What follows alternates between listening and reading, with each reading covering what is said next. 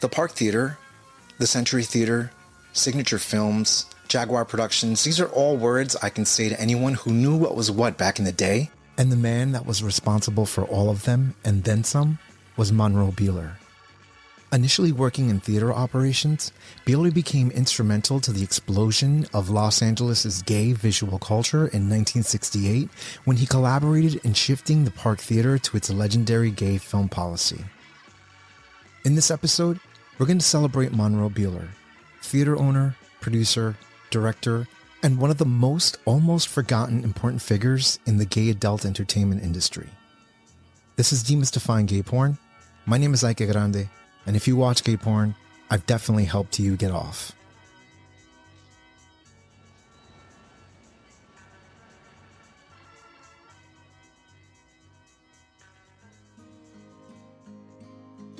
Monroe Christian Beehler was born on October 3, 1933 in Beaumont, Texas. Beehler was born with an entrepreneur mindset. He graduated from Beaumont High School in 1952 and attended Davidson College in North Carolina. Beehler made his way to Los Angeles in the early 1960s. He worked for the Academy Theater on Hollywood Boulevard that showed sexually suggestive art and foreign films. Beehler was soon hired by a competing theater chain, Continental Theaters, which at the time was run by Alex Cooperman and the porno king of the West, Shan Sales.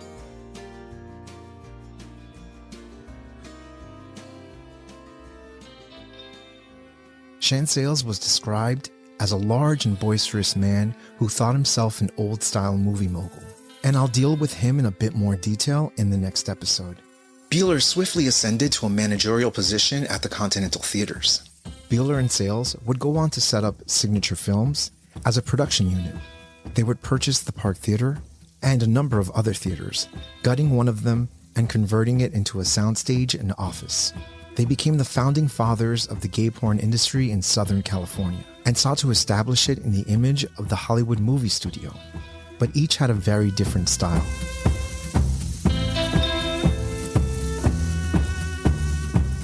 By the advent of TV, iconic underground filmmaker Kenneth Anger wrote in his infamous Hollywood Babylon book, "Old Hollywood has died."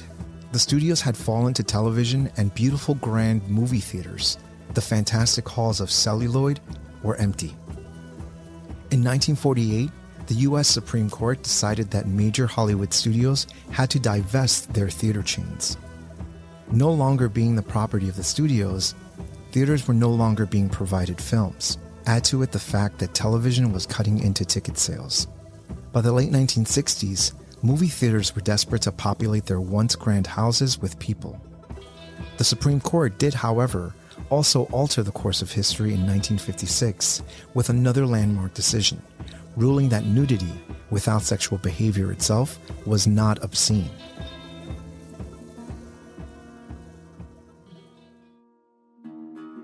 The Park Theater opened in 1911 as a first-run movie venue.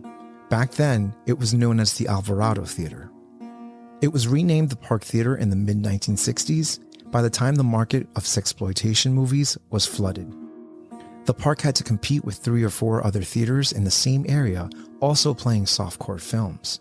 It wasn't until Sales and Beehler's theater manager, who had previously run a couple of gay bars in the area, suggested they start running gay softcore films. Beehler was enthusiastic about the idea. They set out to find local gay filmmakers to supply the Park and other theaters they owned with gay-themed softcore pornography. But that wasn't an easy feat. You see, less than 2% of the thousands of stag films and loops that were made between 1920 and 1967 were exclusively gay.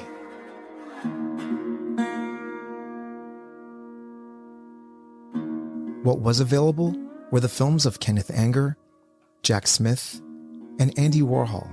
All made films that were considered the first films with homoerotic imagery to be shown to the public. However, most of these films were considered avant-garde and none of them showed explicit sexual action. This is where Sales and Beehler saw an opening to fill that void. They soon found a number of local photographers and filmmakers who had already made erotic films. One of those artists was a physique photographer who began shooting 3-minute short films of his models. His name was Pat Rocco. In the first year of their programming, the Park Theater screened more than 60 of Pat Rocco's softcore homoerotic short films, or as director Jerry Douglas would call them, Naked Boys on the Beach films. Another local filmmaker, a part of the programming, also shot to fame with his Physique Pictorial magazine and his Athletic Model Guild, the legendary Bob Mizer.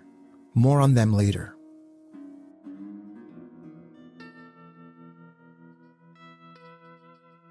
During the first 6 months, the gay program at the park did very well, but later on during the year, interest in softcore movies began to wane.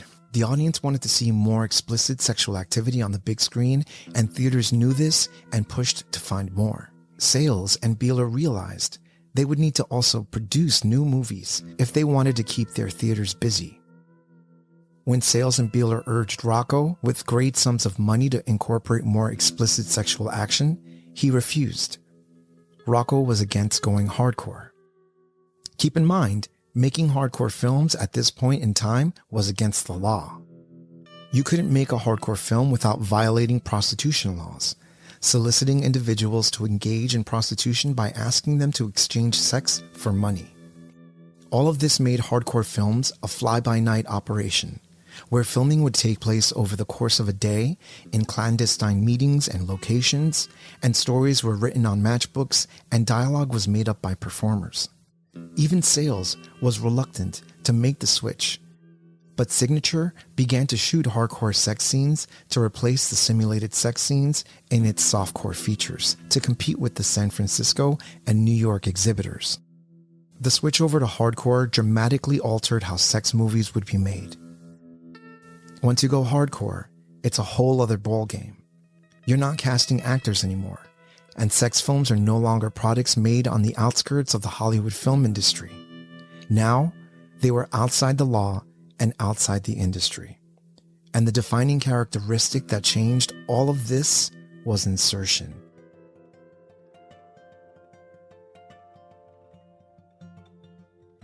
Beehler and his business partners were strong personalities with different ideas of how to run businesses. Tension and suspicion finally came to a head, and Beehler left Signature, Continental's production units, to start his own company, Jaguar Productions.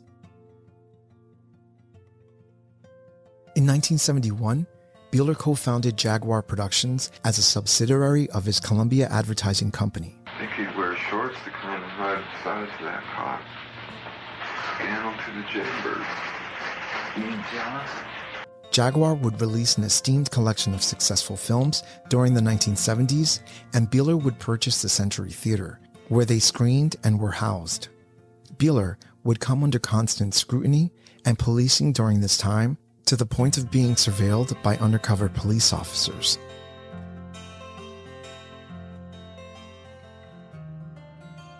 Beehler had been described as an unusually fine gentleman, extremely qualified in filmmaking, production, and distribution. Beehler had a background, or at least had learned how to do behind-the-scenes work on films, which would lead him to directing a number of films. Under the name Monroe Beehler, he had directed a couple of short films, but one in particular lives on as an urban legend since it's considered to be lost to history. The Commune, which was a cash grab and exploitation film that was released right after the Manson family murders. That same year, Beehler directed The Boy with Hungry Eyes and followed it with the short film Time It Was. Under the name Mark Aaron, Beehler directed a straight documentary film called Sexual Liberty Now, Inside AMG, a documentary about Bob Mizer and his athletic modeling guild, The Rivermen, and Grease Monkeys, starring Kip Noll.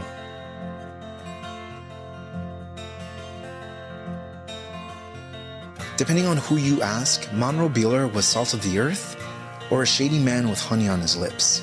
Beehler was genuinely excited about the prospect of forging a self-contained gay filmmaking community to serve the rising demand of an emergent gay audience. A debt of gratitude is owed to one half of the duo that tried and succeeded to monopolize on bringing the gay community gay-themed erotic films. Sure, they made money, lots of it, but in the face of constant policing and laws forbidding male-on-male erotica, they served a very important purpose and helped shape the resurgence of the movie theater as a place for smut during the late 1960s, 1970s, and 1980s during its heyday. On May 15th, 2018, Monroe Christian Beehler, Mark Aaron, passed away in Los Angeles, California. Upon his death, the University of California, Los Angeles, UCLA, acquired much of his film holdings. You've been watching Demystifying Gay Porn. I'm your host, Ike Grande. Demystifying Gay Porn can be found on every podcast directory as well as YouTube. Demystifying Gay Porn is on X, Facebook, Instagram, Substack, Threads. And if you like what you're watching or listening to and want to be a part of the process, head over to patreon.com/demystifying gay porn, where you can support this podcast and YouTube channel, and I can continue making content like you've just enjoyed. As always, don't forget to subscribe, give this video a like, leave a comment, and let me know what else you'd like me to cover. This is Demystifying Gay Porn. My name is Ike Grande, and if you watch gay porn, I've definitely helped you get off.